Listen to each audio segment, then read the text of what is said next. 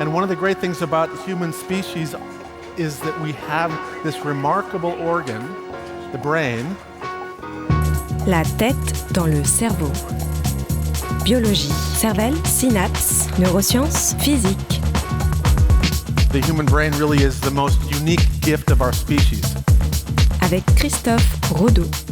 Dans des conditions bien précises, certains cadeaux peuvent se révéler être une très mauvaise surprise. La tête dans le cerveau.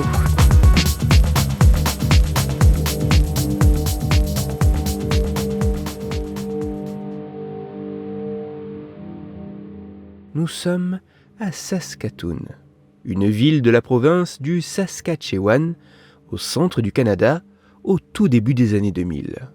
Une semaine après Noël, une jeune femme, âgée de 18 ans, est amenée en urgence à l'hôpital car sa peau est devenue bleue.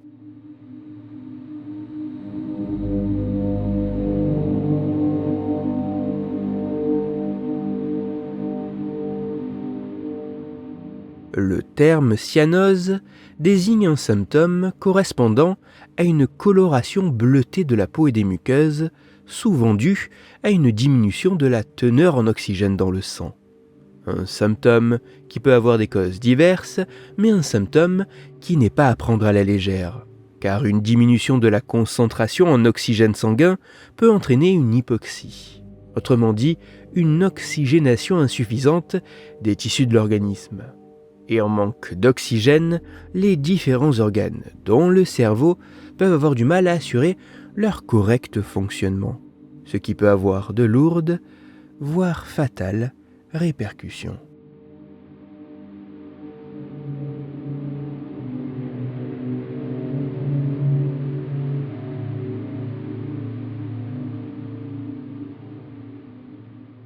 À sa prise en charge à l'hôpital, cela fait déjà 24 heures que la famille de la jeune femme a observé que la peau de celle-ci avait pris une teinte bleutée.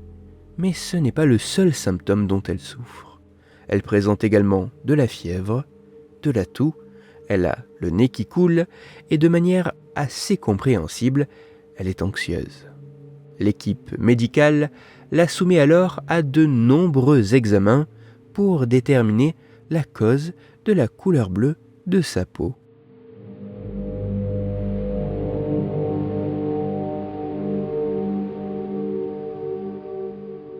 Les résultats des différents examens révèlent que les signes vitaux de la jeune femme sont normaux. Elle ne présente pas d'essoufflement, ses poumons sont dégagés, son examen cardiaque ne révèle rien de particulier, sa peau n'est pas froide au toucher, la circulation sanguine au niveau cutané est correcte et la saturation en oxygène de son sang est normale. L'équipe médicale décide alors de se pencher sur les antécédents de la patiente et ils vont faire une étrange découverte.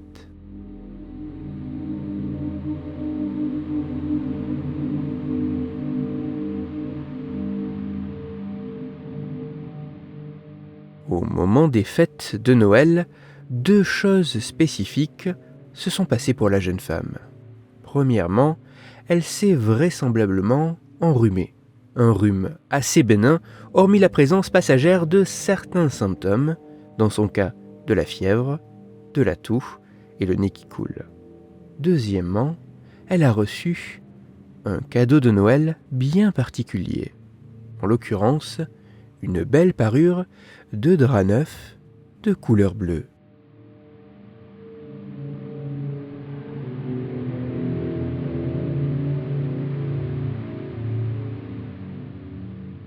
Lorsque vous mettez une jeune femme enrhumée, avec de la fièvre, transpirant davantage, dans un lit fait avec des draps neufs de couleur bleue, ceux-ci peuvent avoir tendance à se décolorer tout en venant par là même colorer la peau de la personne malade couchée dans ce lit.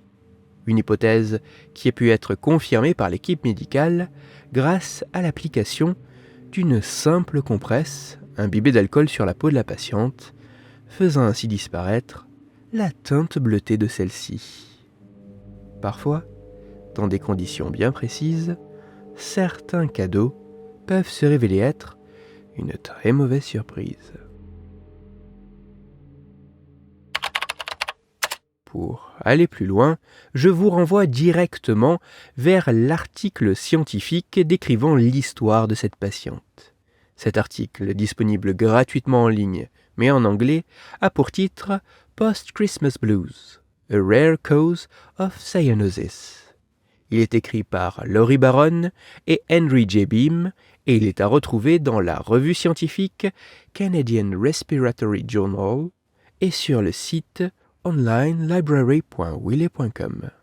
Toutes les études scientifiques m'ayant servi à écrire cet épisode, ainsi que les références de l'article pour aller plus loin, se trouvent sur mon site, Cerveau en argot, dont le lien se trouve dans la description de l'épisode. Dans cet épisode, j'ai parlé de symptômes qui peuvent paraître très inquiétants, mais qui, en réalité, se révèlent n'être pas grand-chose. C'est pour cela que je vous invite à écouter l'épisode numéro 161 de La tête dans le cerveau. Dans celui-ci, vous pourrez en quelque sorte découvrir ou redécouvrir l'inverse, à savoir que des choses qui en apparence semblent plutôt saines peuvent avoir des répercussions extrêmement graves, voire potentiellement mortelles. Pour continuer à échanger, vous pouvez me retrouver sur les réseaux sociaux, sur YouTube ou me contacter par mail. Tous ces liens sont, eux aussi, dans la description de l'épisode. Si pour vous, ce podcast est gratuit et sans publicité, pour moi il représente, au total, plusieurs milliers d'heures de travail et me coûte quelques centaines d'euros chaque année. Alors, un très grand merci à toutes celles et ceux qui prennent le temps de me faire des retours, de partager mon travail sur les réseaux sociaux et de me laisser de très sympathiques commentaires et 5 étoiles sur les plateformes d'écoute de podcast. Pour me permettre de travailler dans de meilleures conditions, vous pouvez également me soutenir financièrement avec un don ponctuel ou mensuel sur la page KissKiss, Banque du podcast. Christophe Rodeau. La tête dans le cerveau.